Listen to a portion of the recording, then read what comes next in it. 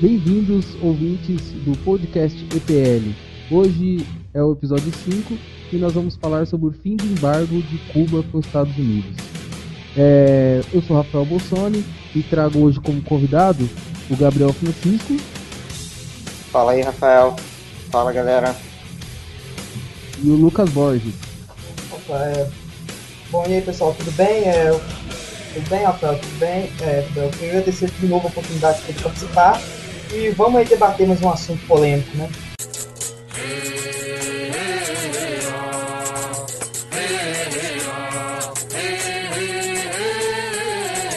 Voz do Brasil.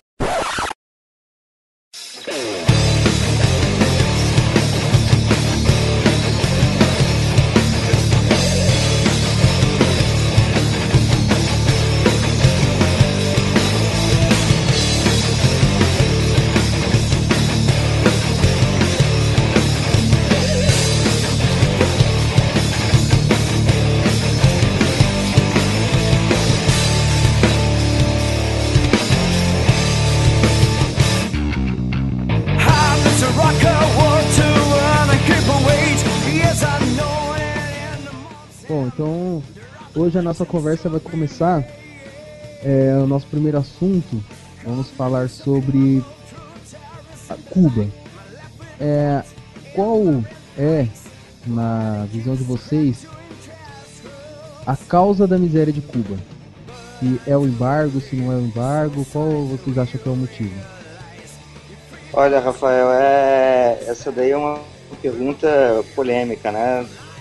Da briga em qualquer fórum de discussão. Eu acho que, pelo menos na minha opinião, a causa da miséria em Cuba é bem diversa, né? Tem vários fatores, não só históricos, como econômicos, políticos, que meteram a ilha nessa situação, né? É muito debatido, e acho que hoje isso é falado um pouco mais abertamente, sobre como que estava Cuba anterior à Revolução, né? A gente é muito ensinado nas escolas, assim, e de uma maneira geral, que aquele discurso de que Cuba era uma república das bananas, que era um desastre, e muita gente usa como argumento de que, bem, se não fosse a situação que é hoje, seria mais um país da América Central, do Caribe pobre e tal. Quando na verdade é possível ver que Cuba desfrutava de uma situação econômica bem mais privilegiada que os seus vizinhos, né? Isso se dava em grande parte por uma elite econômica bem diversa, bastante empreendedora e com recursos, e também de muitos investimentos externos, né? Não só da Espanha, de outros países, como dos Estados Unidos principalmente. Então, é claro que depois da Revolução, qualquer desculpa para se colocar para o desastre econômico que se deu vai surgir, né? É uma forma do governo se legitimar. Mas, assim, acho que é importante falar que a situação de Cuba começou a ficar mais crítica, pelo menos na minha opinião, depois do fim da Guerra Fria, né? Do que se tem como fim da Guerra Fria, quando a União Soviética entrou em colapso. Até antes disso, existia um investimento muito grande da União Soviética e de outros países comunistas em Cuba, né? Existia uma troca econômica, uma troca cultural forte que fazia Cuba até ser um modelo admirado por muita gente que advogava por esse modelo comunista aqui na América. Então, o embargo definitivamente tem uma participação, mas o próprio modelo comunista se tornou falho em muitos aspectos, né? Se mostrou insuficiente e Cuba viveu por, acho que, muitas décadas uma situação artificial, onde a União Soviética tentava ao máximo possível fazer com que aquilo fosse um bom exemplo nas Américas, né? De uma situação bem sucedida do comunismo. E aí, depois, principalmente do colapso da União Soviética, que acho que vieram essas cenas mais fortes, né, de pobreza, miséria em Cuba. A situação é calamitosa, falta basicamente tudo, mas a gente está falando de um país que hoje dificilmente vão receber investimentos pela própria dinâmica do país, né? Agora estava se discutindo toda essa questão, aconteceu o acordo com os Estados Unidos, beleza, mas como é que fica as seguranças que você tem em relação a respeito à propriedade privada, a uma série de coisas que são inerentes a qualquer tipo de investimento significativo que você vai fazer, né? E aí um Estado totalmente dependente do modelo comunista fica bem complicado. Vocês sabiam que lá em Cuba a produção de gado é praticamente estatal? Todos os produtores, né, de gado têm obrigatoriamente que vender o gado para o governo e não podem abater os animais, porque todo animal que morre, toda cabeça de gado que morre dentro da ilha, um funcionário do governo vai lá avaliar se ele foi abatido ou se ele morreu de causa natural, por causa do racionamento que tem lá. É raríssimo encontrar carne lá, porque não tem como se abater. Além de 80% da comida que eles consomem em Cuba vem de fora. A questão de Cuba é o seguinte, é a falha completa do planejamento central. Dessa ideia de que um ente vai regular e controlar todos os recursos escassos de um território, né? Ou seja, de Cuba. Cuba é pobre porque os políticos de Cuba querem que Cuba seja pobre. É muito importante reforçar isso. Cuba teve, por muitos anos, um embargo econômico e cultural, talvez assim a gente pode dizer, dos Estados Unidos. Mas é algo que era só dos Estados Unidos. Cuba nunca teve restrição.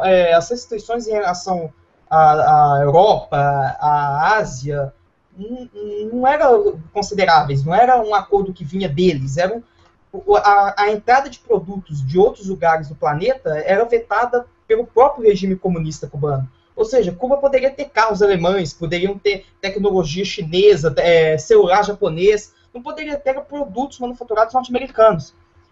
Ou seja, nada justificava essa pobreza que não a interferência do próprio governo cubano.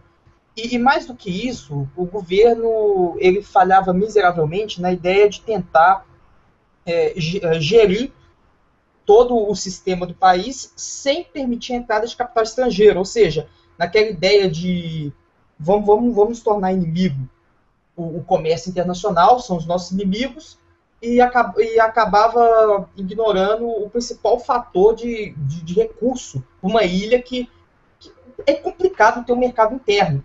Então, como, por exemplo, o governo cubano fez a reforma agrária, apostou no pequeno empreendedor agrícola, ou seja, o governo cubano chegou e falou assim, olha, eu vou te dar uma terra e você pode produzir, e o que produzir eu vou permitir que você venda. Só que o cara ganhava a terra, mas não tinha o quê? Não tinha trator, não tinha maquinário, não tinha como retirar o que plantava, ou então não tinha como comprar fertilizante, ou seja, é um completo fracasso. Ele ganhava a terra ficava improdutiva, ou então o que ele produzia ele não conseguia vender. Ou seja, o governo ele era o maior inimigo do crescimento do cubano. O cubano ele sempre buscou forma de empreender, e ele até fazia pressão no governo em relação a isso, mas o maior empecilho de não dar certo é exatamente essa burocracia. Mais ainda, eu nem digo burocracia, eu digo essa ideologia de tentar isolar Cuba do mundo, fazia com que nada que o governo apostasse desse certo. E até quando o Gabriel falou muito bem da participação da União Soviética, fornecendo armamento, oferecendo dinheiro e outros produtos, isso nada também adiantava, porque aquela velha história. Repassava para o governo cubano, e o governo cubano repassava os recursos à população. Mas bate naquela velha tecla de que o governo não vai saber como gerir esse recurso de melhor qualidade. Ou seja, isso é um fenômeno não só de Cuba. Qualquer país ou território fortemente financiado pela União Soviética não dava certo ao longo do tempo. Por quê? Porque exatamente essa burocracia, essa complicação, essa ideia de que alguns líderes iam saber o que fazer com recursos para toda a população. Então, o ponto principal é isso. Cuba é pobre porque os governantes cubanos querem que Cuba seja pobre. A partir do momento que os governantes cubanos admitirem, assim, nós não sabemos o que é melhor para a vida dos nossos cidadãos, e saírem do caminho deles, o Cuba muda de um dia para o outro. É uma ilha com um potencial turístico incrível, que tem áreas boas de plantio, que tem uma população empreendedora, uma população que trabalha muito para ganhar pouco, então, ou seja, uma população que sabe, assim, como é que eu vou colocar melhor, uma população que já passou por muita dificuldade, sabe encarar a dificuldade para você conseguir uma boa renda, um bom trabalho, mas... Sabe qual é o preço do suor, né? Mas como o governo cubano não deseja, Cuba continua pobre. Então não é um embargo norte-americano que deixou Cuba pobre. Cuba podia negociar com o planeta inteiro.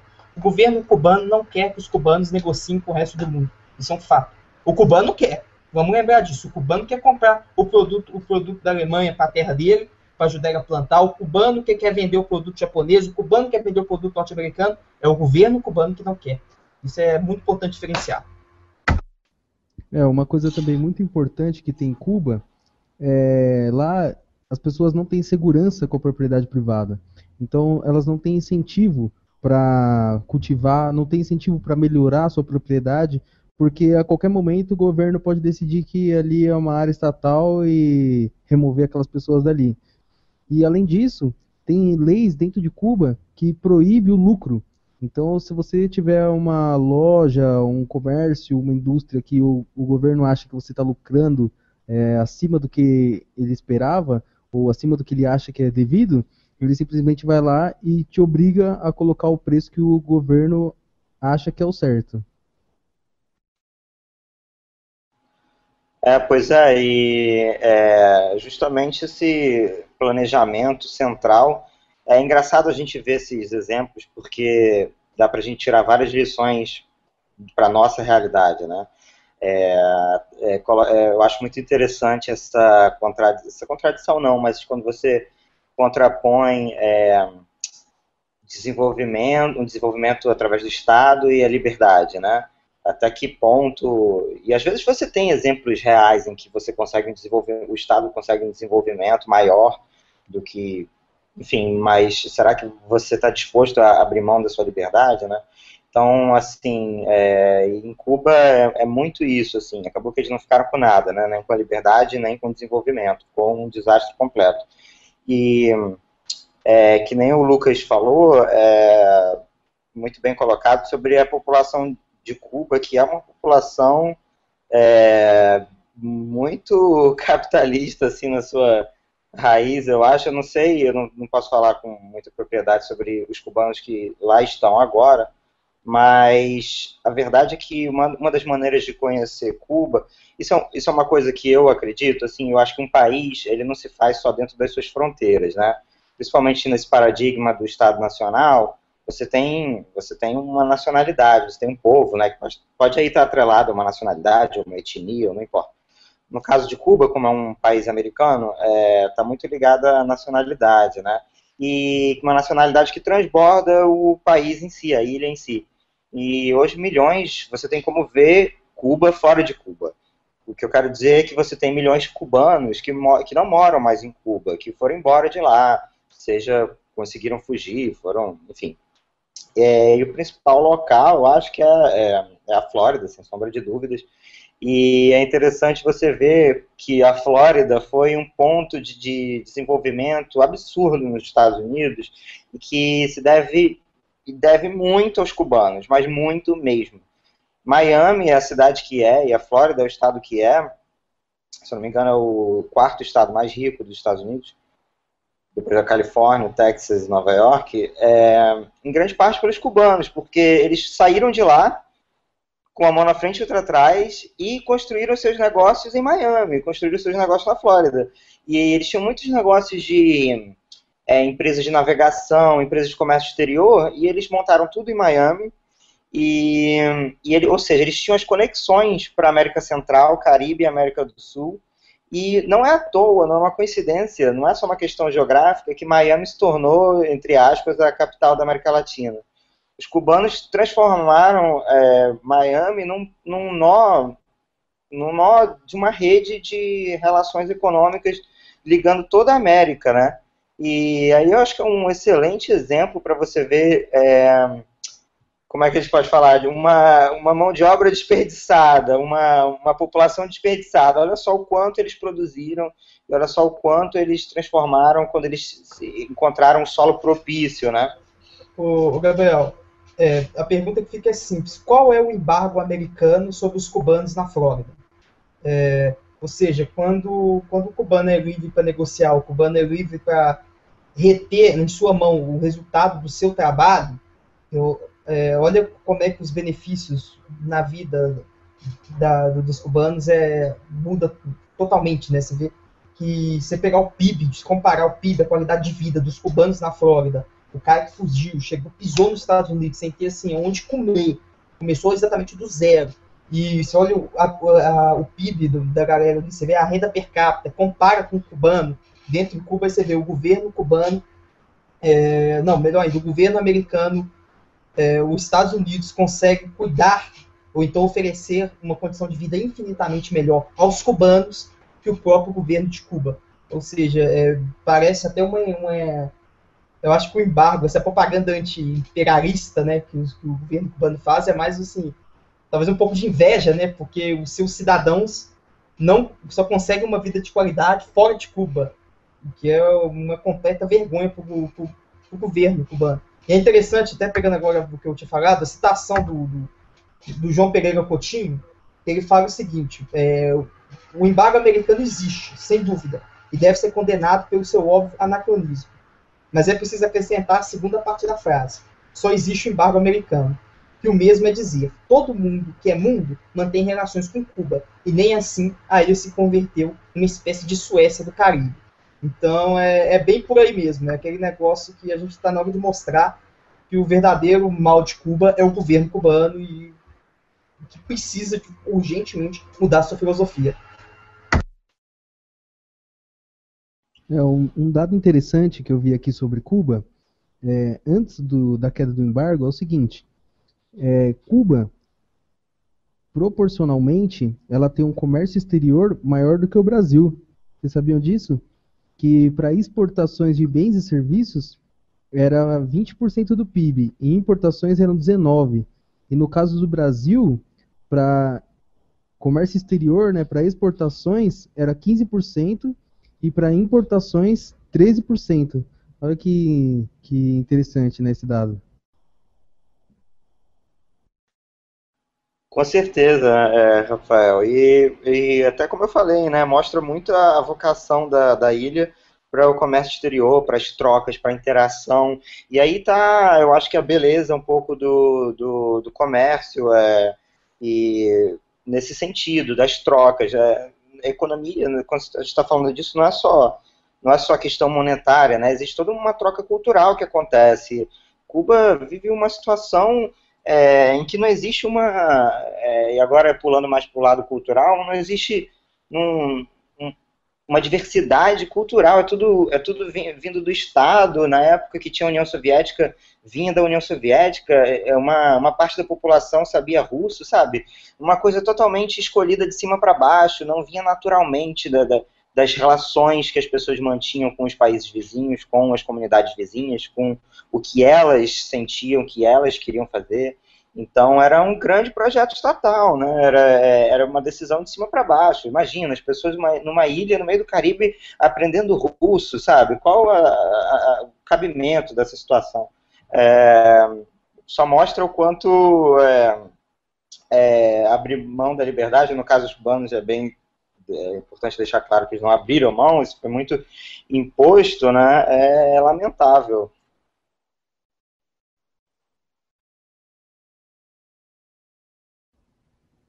Bom, peraí só um minuto que eu tô procurando aqui qual é a data que foi a queda do embargo.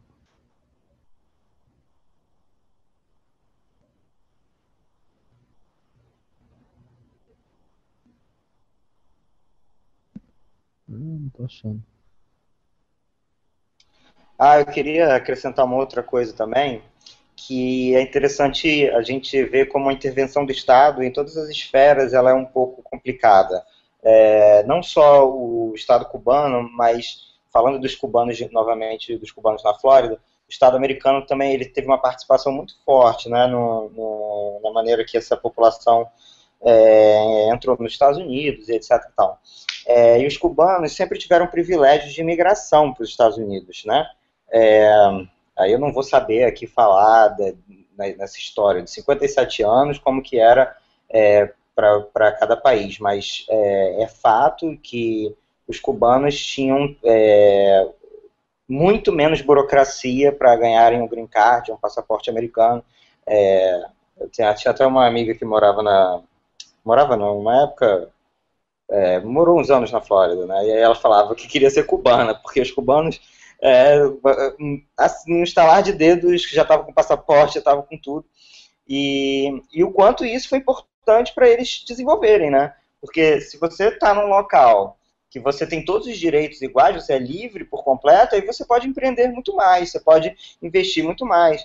Ao passo de que, se você não tem uma liberdade de movimento, se você ainda está numa situação em que você é menos cidadão, ou seja, você tem várias limitações para fazer isso, fazer aquilo, e aí a sua capacidade de investir, desenvolver o local é muito menor. Então, também foi interessante essa questão. Os cubanos tiveram liberdade até nesse sentido, né? Foi muito importante isso. E aí, como também é importante a gente ver como o Estado dá liberdade de movimento para imigrantes é super importante para o desenvolvimento de qualquer país. O próprio, se eu não me engano, o próprio Departamento de Comércio americano fala que qualquer imigrante está 30% mais propenso a abrir novos negócios e empreender do que uma pessoa já lá. E isso é um dado muito importante, né? Definitivamente os cubanos tiveram participação nisso aí.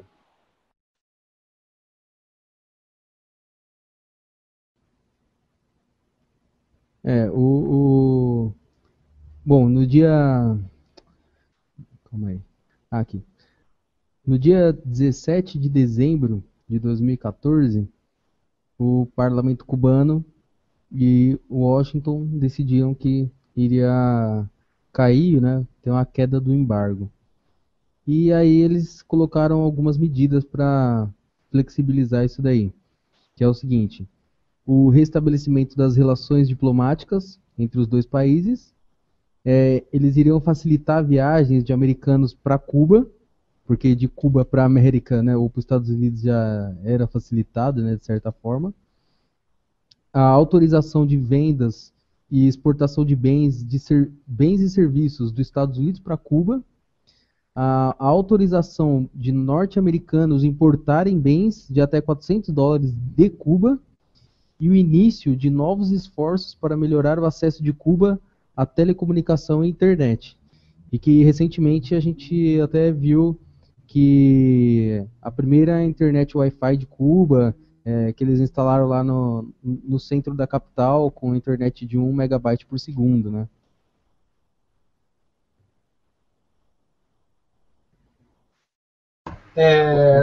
Ô, Rafael, Calma aí, Lucas. vamos pontuar bem essa questão. Eu queria perguntar, calma aí, deixa eu só terminar aqui que eu esqueci. Quais que vocês acham dessas medidas a mais importante, e quais medidas, além dessas, que vocês acham que vai acontecer? Ô, Rafael, vamos então pontuar então. O que foi feito e como é que vai ser a partir de agora? A questão é o seguinte: na verdade, não foi uma queda do embargo, o embargo está longe de acabar. Foi uma leve, pequena flexibilização do regime fechado, da relação fechada entre Estados Unidos e Cuba. No geral, é o seguinte: o americano ele pode visitar Cuba a partir de agora, tá? Em pequenos grupos, não é algo assim, tipo assim, em massa. E ele tem 12 categorias que ele tem essa permissão de ir em Cuba. Só se ele tiver incluso nessas 12 categorias. Em geral, eu não lembro de todas. Eu sei que é visita familiar, visita oficial, trabalho jornalístico, trabalho profissional ou educacional, atividade religiosa e show, por exemplo. Igual o Jay-Z vai fazer um show em Cuba, entendeu? São categorias muito fechadas ainda. Nem se compara com uma relação que os Estados Unidos têm com qualquer outro país. Então é algo muito fechado, e isso é definido pelo governo americano.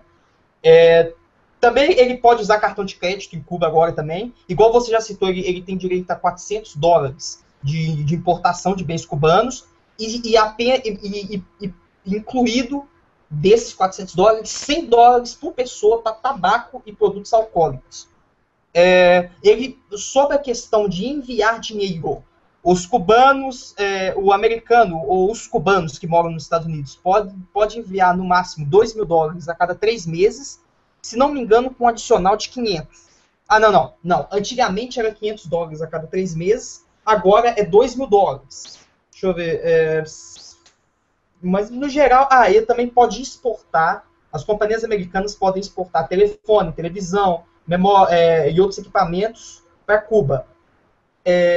Só que o problema é que a questão que Cuba não tem infraestrutura. Bom, pontuando todo esse cenário, vamos à sua pergunta. Você perguntou assim, Lucas, o que você acha que é melhor e o que você acha que vai acontecer em breve? Eu te falo, depende. Eu sempre parto do princípio que é difícil você, ou para não dizer impossível, você prever os caminhos que a economia vai seguir. Mas a gente pode observar algumas coisas. Primeira coisa, Cuba cumpriu o acordo e soltou os 53 prisioneiros políticos que prometeu aos Estados Unidos caso os Estados Unidos acertassem o acordo. Eles foram soltos. Porém, os Estados Unidos não revela a lista de quem são esses presos, o que eles representam e principalmente para onde eles foram. Em geral, o sit-in-deck eram presos políticos, adversários políticos. Então, aí pode vir a primeira mudança. A questão é a seguinte, qual é o poder que esses 53 presos políticos liberados têm? Será que eles realmente, indo para outros países, ou então mesmo em Cuba, podem começar a incomodar o establishment, começar a incomodar o regime castrista? Primeira pergunta. Outro ponto interessante. A venda de tabaco para o americano, ela se torna maior. Isso pode ser um benefício ou não pode trazer um resultado tão benéfico. Primeiro é o seguinte, até que ponto as empresas tabagistas ou então os grupos tabagistas cubanos são do governo ou são independentes do governo em contramão? Porque Cuba exporta médico e o dinheiro fica todo na mão do Castro. Ou seja, comércio, quando interessa o bolso do Castro, ele adora. Então a gente tem que estudar como que está hoje a independência de quem vai produzir esse tabaco. Eu ainda tenho uma visão positiva, porque eu acho que vai acabar, mesmo que as empresas sejam estatais, vai acabar fazendo o produtor querendo vender tabaco. Ou seja, o turista americano que vai lá, ele vai procurar outras formas, ele vai ter outras formas de comprar tabaco para acabar incentivando outros setores a produzirem tabaco. Se esses setores fizerem a pressão correta no governo, pode ser que o governo cede mais um pouco e aí eles se tornem legais nessa venda. Aí tira aquele oligopóliozinho ali do governo. Mas eu ainda acho que o maior benefício é a exportação de produtos relacionados principalmente à comunicação, como celulares, esse tipo de coisa. Claro que Cuba não tem uma estrutura para isso. A estrutura de rede de Cuba é ridícula, é vergonhosa. Mas eu acho que a partir do momento que tiver um mínimo fator lucrativo para isso, as próprias empresas norte-americanas vão oferecer ou vão querer montar uma estrutura. Até que ponto o governo cubano vai ceder, até que ponto não vai ceder, não dá para prever. Eu acho que o governo cubano, como qualquer governo do mundo, ele trabalha sob pressão. Se for interessante para ele ceder a ponto de controlar e aquietar um pouco um levante civil, o governo vai ceder.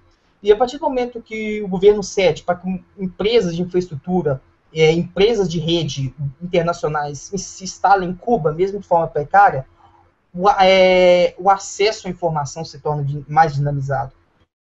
E a maior arma contra o regime cubano é a informação. Porque desde a educação, o cubano ele é vítima de uma manipulação assim, absurda, ele é privado de ter acesso a informações corretas e verdadeiras. E quando você quebra o bloqueio, que esse sim é o verdadeiro bloqueio, o bloqueio do conhecimento, da informação, o cubano ele começa a ter um choque de realidade. E a partir do momento que, principalmente as gerações mais novas, comecem a ter esse choque de realidade, o cenário começa a mudar. Então, se eu tivesse que fazer uma aposta hoje, a minha maior aposta é no setor de comunicação. se o setor de comunicação pode ser a ruptura do sistema cubano atual. Então, no momento, eu vou pontuar só isso. Depois eu quero abordar outros detalhezinhos aqui, que eu acho que é interessante. Mas eu acho que a sua pergunta é fundamental isso. Então, para mim, o principal é a comunicação, e o que pode mudar daqui para frente é a comunicação que vai causar essa ruptura. É muito bem lembrado que você falou que... Desculpa, muito bem lembrado que você falou que, na verdade, não foi um fim total, né? Eu falei errado, realmente, no começo. Não, foi mais, assim, rapidão, Gabriel, antes de passar a bola, assim, foi realmente uma flexibilização muito pequena. Eu tô aqui, quando eu pesquisei o que realmente aconteceu, se você for pegar a relação que os Estados Unidos tem com, sei lá, com países até relativamente fechados, como Venezuela, a abertura é muito pequena para qualquer comemoração. É uma rachadura mínima na parede do sistema cubano. Então, tipo assim, é o primeiro passo, mas tem que dar muitos passos ainda, tá muito longe. Tipo assim, você permitir que um turista americano só saia com $400, isso é nada. Isso é relativamente nada. Entendeu? Você permitir que o cara manda $2.000 a cada 3 meses. Tipo assim, é muito pouco ainda. Muito pouco. Rafael, eu concordo com o Lucas também. Eu acho que o que vai mais, acho que a mudança mais importante, que vai mais surtir efeito, definitivamente é no campo das comunicações e da internet. A gente pode ver o nosso exemplo, né, como um pouco. Eu acho que no mundo inteiro, fora dos países comunistas, no mundo inteiro que existe a internet, da forma que ela existe hoje, eu acho que a liberdade ganhou muito. Ganhou muitos pontos e deu muitos passos, porque na internet você tem como driblar de uma forma majestosa o Estado, né? É incrível. Claro que os Estados tentam agora, das maneiras mais criativas, regular esse mundo, esse novo paradigma, mas a verdade é que cada vez mais a gente vê são os aplicativos, são os sites, são tudo o que pertinente à internet, driblando o governo de maneira maravilhosa. Eu adoro. Acho que quanto mais tecnologia, mais internet tiver, mais a nossa relação vai ser mais direta uns com os outros e sem a interferência do governo. Fica muito difícil o governo interferir. É claro que, como o Lucas pontuou, essas mudanças são realmente muito modestas ainda.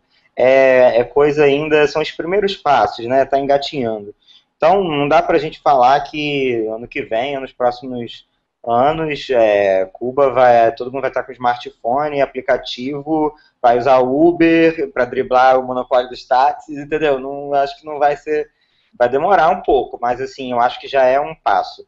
E algo que já vinha acontecendo, né? A polêmica toda da Yawani Sanches, o blog dela e a viagem dela fora de Cuba e tal, aquilo foi acho que os primeiros sinais de que a internet já estava se mostrando como um potencializador de uma nova revolução em Cuba, onde acho que os interesses das pessoas vão falar mais forte, fora do que de um planejamento central. Então, eu concordo com o Lucas, com certeza que acho que as comunicações vai ser o principal. Agora, algumas coisas também importantes que vão mudar daqui para frente, eu acho que vai ser uma maior inserção de Cuba no sistema internacional, na ordem internacional, porque agora eu acredito que daqui a uns anos Cuba vai começar a fazer parte de instituições e organizações internacionais que não faz parte por conta do embargo. Isso vai gerar, de bancos internacionais, isso vai gerar uma rede de crédito e de financiamento maior para Cuba. E aí eu acho que as coisas acho que Cuba vai estar melhor inserida no sistema internacional, e isso acaba jogando um pouco contra o regime, eu acho, porque nenhuma ditadura é muito bem-vinda no sistema internacional, né? E acaba que eu sou muito crítico das organizações internacionais, porque eu acho que elas têm um poder doutrinador muito grande, ocidentalizador muito grande. Apesar do modelo comunista ser uma coisa ocidental até certo ponto, ele não vai muito de acordo com vários esquemas aí das organizações internacionais. Então, Cuba estaria devendo em muitos aspectos, né? Então, eu acho que vai dar umas cutucadas politicamente e vai abrir mais para os interesses dos indivíduos, né? Da preocupação de como os indivíduos estão vivendo e não se o Estado está assim, assado. Então, eu acho que isso vai ser uma mudança grande nos próximos anos.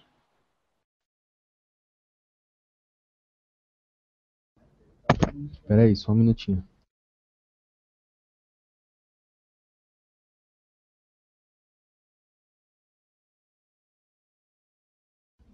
Bom, agora também é importante a gente dar o nosso parecer sobre a esquerda brasileira, que é contra o fim do embargo e que diz que a culpa de todo problema em Cuba é o embargo, né?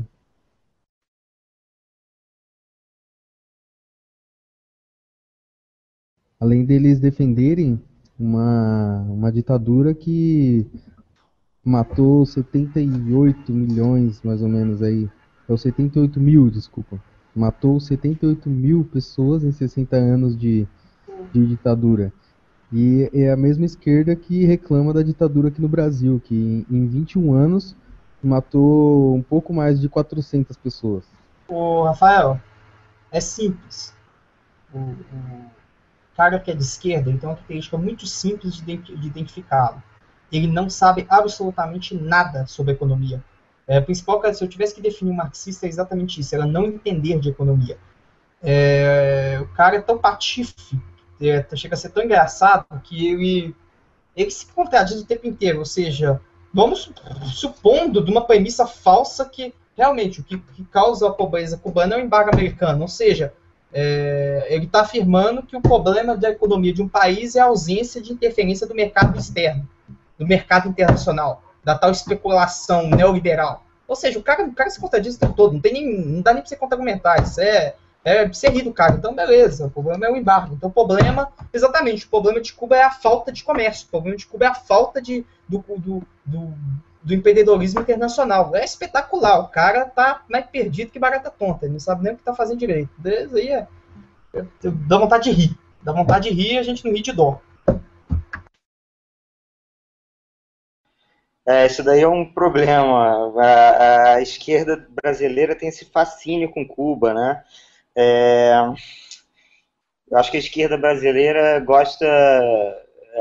tem um pensamento quase religioso de que eles são o bem e a benevolência e a empatia com os pobres, e que Cuba teria sido um modelo em que deu condições para todo mundo, porque no modelo anterior era o capitalismo vil, que oprimia as pessoas e causava miséria, etc. E, bem, não foi muito isso, né? Acabou que esse modelo trouxe bastante miséria, restringiu as liberdades, um problema sério. Eu acho que hoje a esquerda, eu acho que antigamente a esquerda lutava mais, tinha uma luta comunista, e parte da esquerda parou de se auto-intitular assim, porque vem um movimento muito grande de questionar ditaduras, independente da origem delas, se fossem comunistas ou não. Então, até começou melhor essa coisa dos direitos humanos, e eu acho que a esquerda no Brasil hoje tem pegado muito o discurso dos direitos humanos, apesar de deturpar eles para quer levar, com a desculpa dos direitos humanos, quer levar o Estado a uma obrigação quase comunista. Mas, dentro desse quadro dos direitos humanos, nada disso de Cuba que a gente viu, isso que você acabou de falar, dos mortos, né, toda a questão da falta de liberdade de expressão, etc. e tal, nada disso condiz com os direitos humanos. Então, eu acho que a tendência um pouco, isso aí eu vou fazer uma previsão meio minha, assim, é que isso acho que já está virando até um tabu um pouco para a esquerda. Eu acho que a esquerda tenta esconder um pouco a opinião sobre Cuba, quer defender, mas ao mesmo tempo se vê em contradição, porque é uma contradição, né? Como assim, como você mesmo pontuou, né? Como assim você defende a ditadura cubana e você é contra a ditadura brasileira? Parece que não tem um padrão de pensamento, né? E aí fica bem complicado. Exatamente, Gabriel. A esquerda, como qualquer movimento político, ela tem estruturas e tem caminhos diferentes, né? Grupos diferentes. Assim, você tem a esquerda reacionária, aquela esquerda tradicionalista, com características até hoje assim, de stalinistas, aquela visão revolucionária lá do estilo do PCdoB, aquela coisa para Prestes, aquela coisa assim, bem reacionária, que ainda apoia e defende com unhas e dentes regimes como o de Cuba e, por que não, da Coreia do Norte. Esses dias teve um artigo, confesso que esqueci o nome do jornalista no no site Pragmatismo Político, defendendo abertamente o regime norte-coreano. Mas tem sim outros setores da esquerda que têm adotado uma estratégia mais de vitimização de Cuba.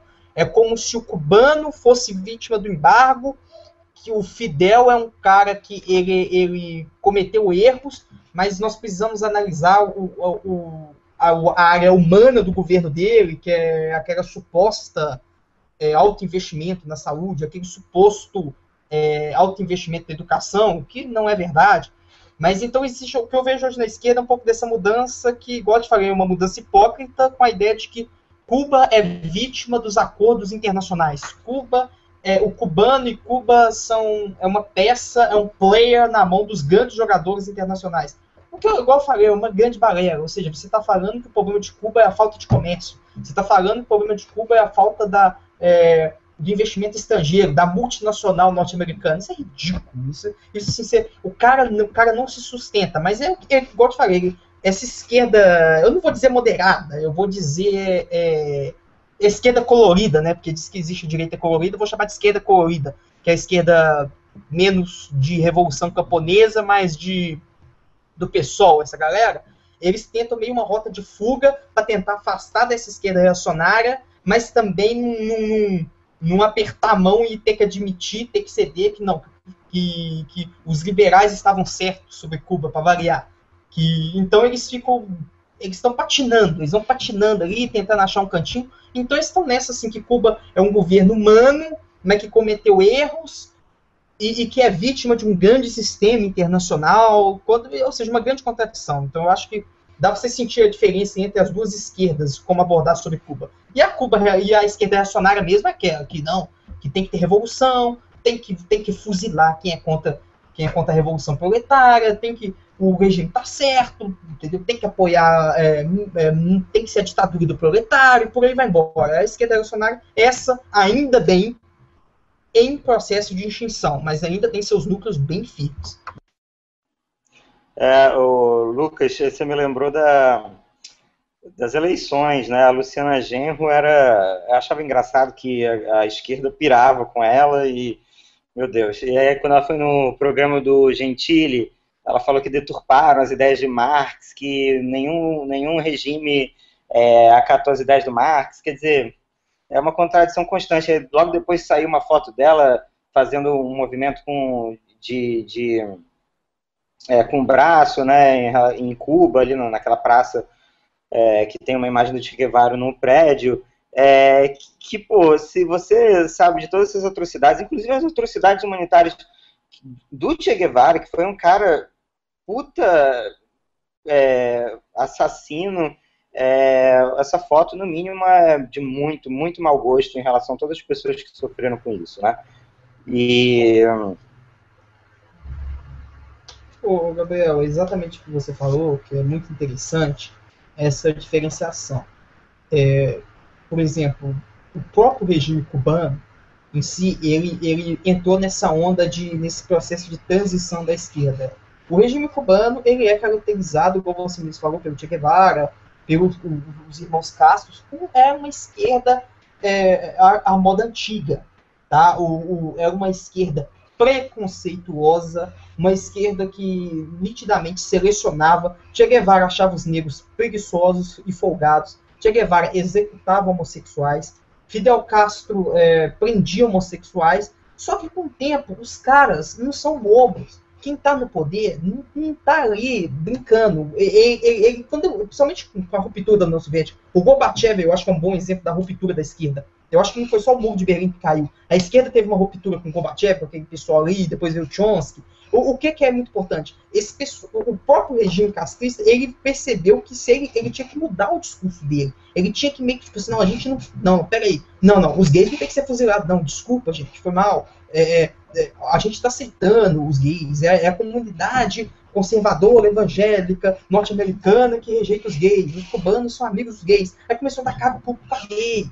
Entendeu? E também começou a fazer o seguinte, começou a falar assim, não, a mulher tem que ter voz em Cuba. O mesmo Castro que antigamente, quando teve uma comitiva, acho que se não me engano, em 1996, lá na ONU, que ele chegou lá, aí o pessoal olhando, assim, percebeu que não tinha mulher na comissão dele. A pessoa, ô Fidel Castro, cadê as mulheres na sua comissão? Ele falou assim, não, as mulheres cubanas estão em casa cozinhando, que é o seu devido lugar. Ou seja, o mesmo cara que faz isso, depois agora muda, não, tem que ter mulher no cargo público, não sei o quê. Então esses caras também vão se transformando ali ao bel prazer deles para se manterem no poder, entendeu? É aquela ruptura ali que o cara fez para se salvar. Mas a Luciana Genro, o Jean Willis, essa nova esquerda não quer admitir que esses líderes cubanos eram líderes cubanos da esquerda reacionária, que massacravam homossexuais, que perseguia a burguesia, entendeu? Que fuzilava mesmo, fuzilava até acabar com as balas, que matava para ver cair, que não tinha espaço para mulheres, para negros e para outras minorias. Cuba é um país que tem uma população de 80% negra e tem um líder branco há 50 anos no poder. Isso é um fato. Entendeu? E os caras ficam tentando contornar essa realidade, entendeu? Tipo assim, para se manter. Eles vão se sustentar, igual eu te falei, eles vão patinando ali para tentar salvar o regime, achar uma justificativa moral para o regime. Ah, com certeza, Lucas. Achei. Agora eu lembrei um colega meu que chamou essa esquerda de juventude folclórica. Eu achei o termo um pouco apropriado.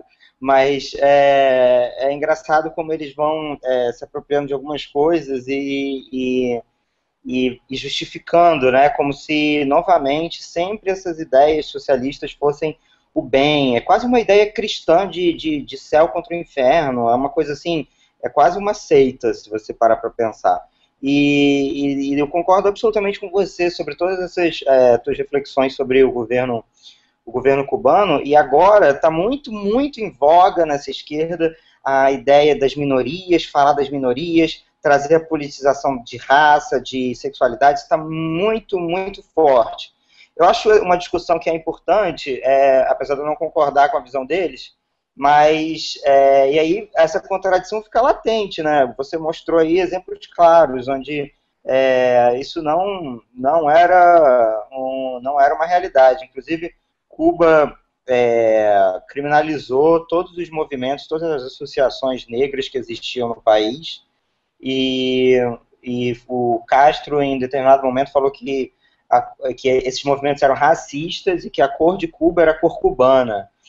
E aí você fica se perguntando qual é essa cor cubana, né? Porque eu nunca vi nenhuma mulher, nem um negro no poder em Cuba. Todos eles eram da elite branca, opressora, europeia e todos aqueles adjetivos que a esquerda gosta de infinitamente colocar, mas todos eles eram de uma elite branca intelectual da época, claro. É importante frisar que a esquerda gosta de lutar contra tudo que é ocidental, mas ela não vê que as ideias comunistas e marxistas são ocidentais também. E elas vieram de um local da Europa e elas faziam parte de uma elite intelectual também. Na verdade, houve uma manipulação absurda de um grupo campesino que era, na concepção deles, ignorante. Entendeu? É uma contradição tão grande que me dá vontade de rir. A falta de conhecimento total da história.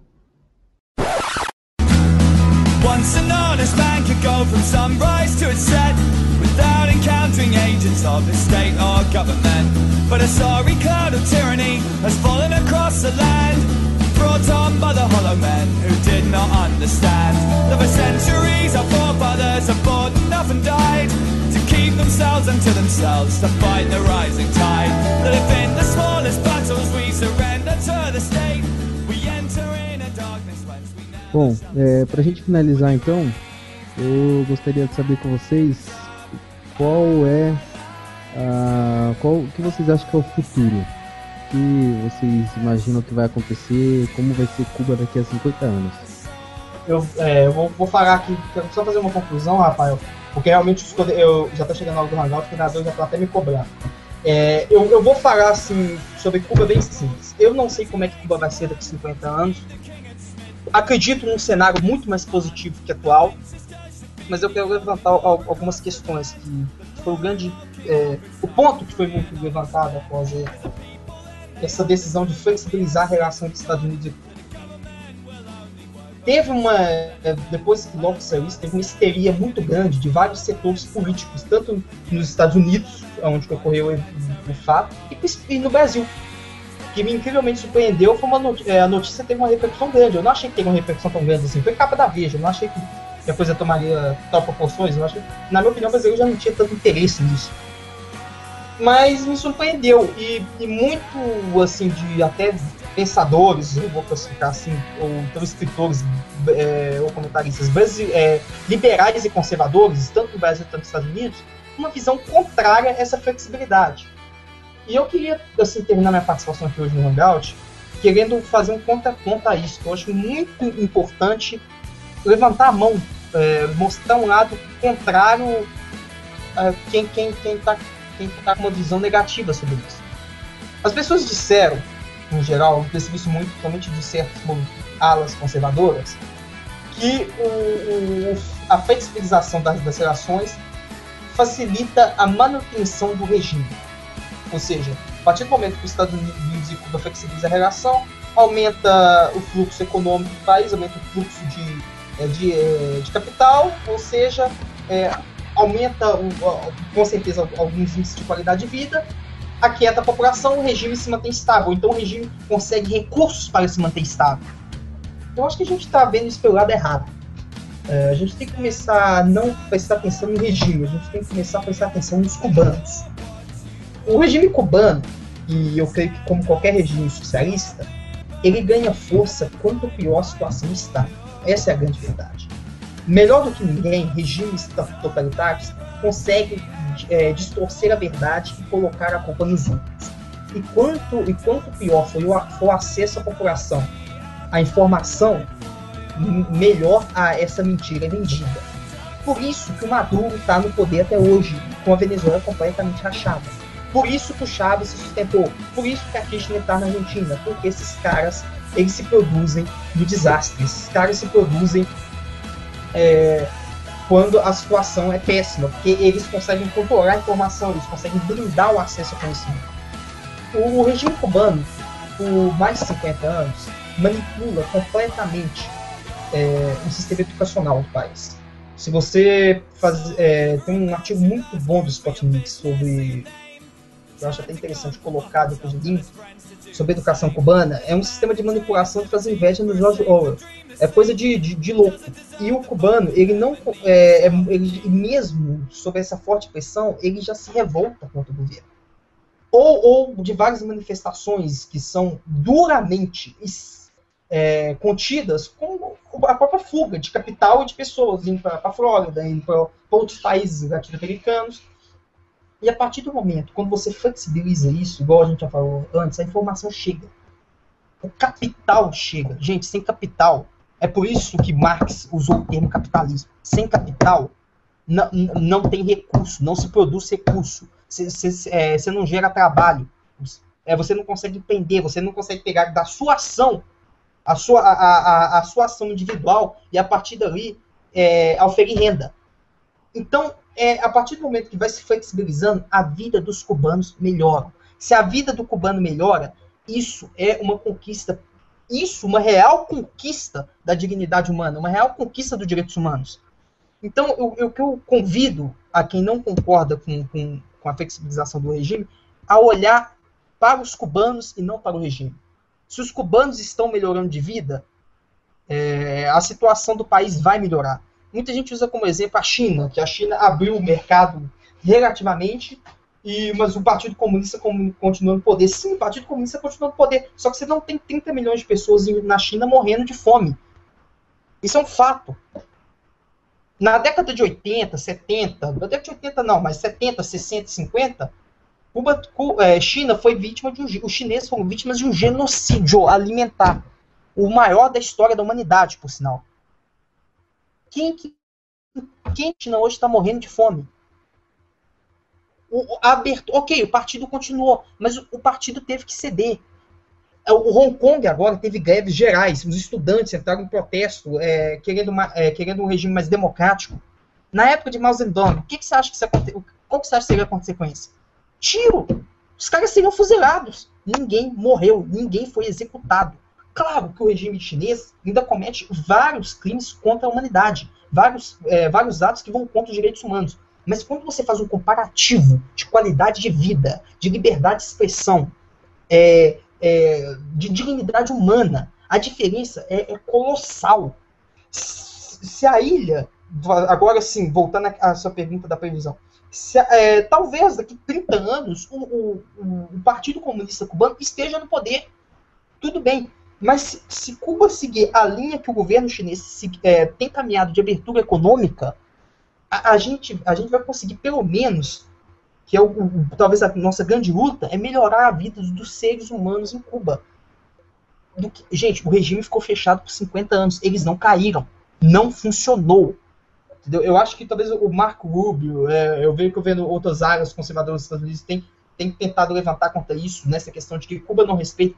Ok, Cuba não respeita os direitos humanos e tal, mas você proibir uma empresa de comercializar com os cubanos, você permitir um americano livre de comercializar com um cubano, é desrespeitar os direitos humanos do americano.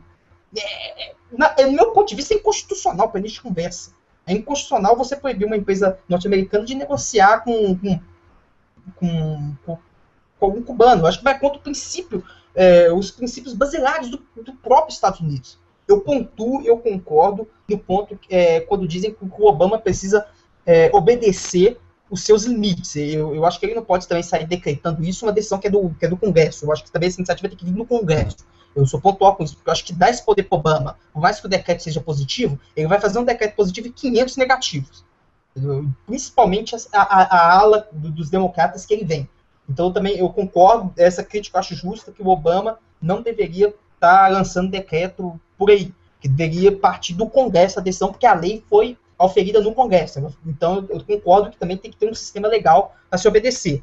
Mas a ideia da flexibilização é bom para os cubanos. E se é bom para os cubanos, é bom para a humanidade. E se é bom para a humanidade, todo mundo sai ganhando. É o começo da mudança. Então eu queria concluir assim, agradecendo o Gabriel por ter participado comigo, o Rafael por mais uma vez ter me dado a oportunidade. E a mensagem final que eu quero deixar é essa. Vamos parar de pensar no regime cubano. Vamos começar a pensar nos cubanos. O cubano é a maior vítima do governo dele. É a maior vítima da tirania do regime que está lá imposto. A única forma de acabar com essa tirania, a única forma de dar uma qualidade de vida para os cubanos é gradualmente separar o cubano do seu maior inimigo, que é o seu governo. Então, com isso, eu queria desejar a todos uma boa noite. Espero ter contribuído com algum conhecimento com quem está me ouvindo hoje. É isso, gente. Valeu. Valeu, Lucas. Então, Rafael, respondendo a tua pergunta, para finalizar aqui, eu acredito que... Eu não acredito, na verdade, que Cuba vai se tornar nenhum exemplo maravilhoso de liberalismo, de liberdade econômica, um ponto nas Américas onde exista nada disso. Eu acho que daqui a 50 anos é muito tempo para a gente prever, mas provavelmente eu acho que Cuba vai se tornar um país social-democrata como os demais aqui da América do Sul. Mas isso vai ser demorado, né? Como a gente falou aqui durante todo esse bate-papo, todos esses acordos ainda são muito pequenos, ainda está engatinhando essas coisas, mas eu acho que a tendência é você ter um Estado que ainda mexe na economia, mas você tendo um investimento um pouco mais livre, trocas comerciais um pouco mais livres. Eu acho que a internet e a tecnologia vai cumprir seu papel de trazer mais liberdade para as pessoas, e eu espero, sinceramente, que as coisas possam acontecer de maneira orgânica. Eu acho que Cuba tem sido silenciada nos últimos anos. Nos últimos 57 anos, eu acho que Cuba foi silenciada no sentido de que, quando você tem um governo de cima para baixo definindo como uma sociedade deve ser, essa sociedade, na minha opinião, deixa de existir. Uma sociedade só pode existir quando ela acontece de baixo para cima, quando é uma transformação orgânica, quando é algo natural, algo que acontece da vontade das pessoas, e não uma ditadura, e não um projeto de Estado, e não um projeto de país, um projeto megalomaníaco educacional. Então eu acho que aos poucos os cubanos vão começar a escrever sua própria história, como metade deles já está há um tempo escrevendo lá na Flórida muito bem. Eu acho que a impressão que eu tenho é que a história cubana, ela acabou com a Revolução, assim, de lá para cá foi só a política, não teve mais nada, sabe? É um pouco triste, assim. E o que teve foi um grande projeto fascista. E aí, quando eu falo fascista, eu falo no sentido da ditadura. Eu acho isso. E concordo com o Lucas, né, em relação eu acho que não deve... na minha opinião, eu sou muito de uma visão não intervencionista. Para mim, pouco importa o que vai acontecer lá dentro de Cuba daqui para frente. Eu não poderia me importar menos. Mas eu acho que isso é algo que eles lá têm que resolver. Eu acho que não cabe a mim criar sanções. Eu não acho que eu devo pedir para o meu Estado criar sanções a um povo porque a minha moral não é compatível com o que eles estão fazendo lá. Isso eu sou contra. Eu acho que eu individualmente escolher, não, eu não vou comercializar com Cuba porque eu não quero perpetuar esse governo, mesmo sabendo que eu vou prejudicar os indivíduos que estão querendo fazer essas trocas comerciais, mas eu não posso pedir para o Estado comprometer todo mundo. Eu acho que isso fere a liberdade. Então, eu acho que o passo que os Estados Unidos deu foi um passo muito sábio e eu acho que vai continuar dando passos maiores para garantir a liberdade do seu próprio povo.